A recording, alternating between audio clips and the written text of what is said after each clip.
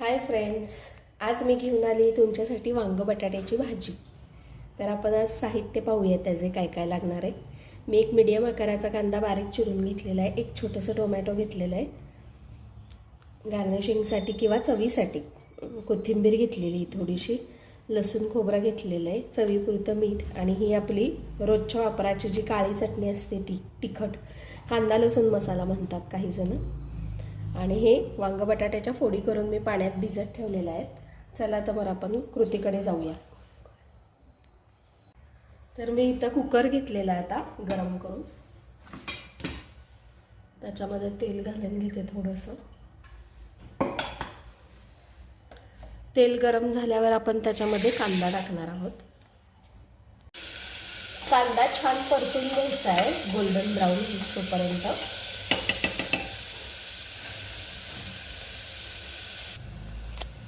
कांदा छान golden brown colour आलेला आहे कांद्याला. आता आपण हे टोमॅटो टाकून घेऊया त्याच्यामध्ये.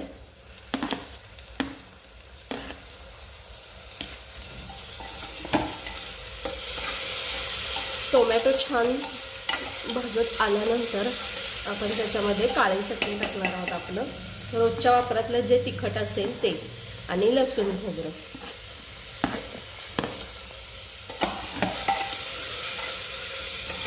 छान परतून घ्यायचं आहे. आता आपण हा थोडासा मी गूळ घेतला होता, सॉरी पण मी मगाशी दाखवायला विसरले होते. गूळ टाकला.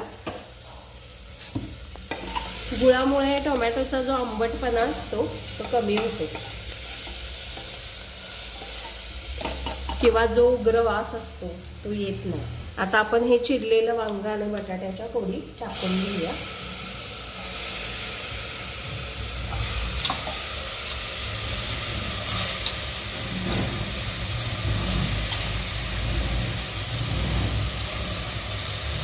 चवीपुरतं मीठ टाकते.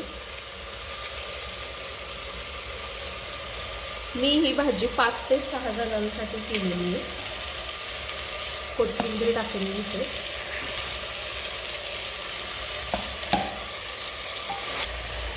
तुम्ही पाहू शकता भाजीला कलर तर खूप छान आलेला आहे. आता ह्याच्यामध्ये आपल्याला जसं पाणी हवं असेल तसं आपण टाकून घेऊया.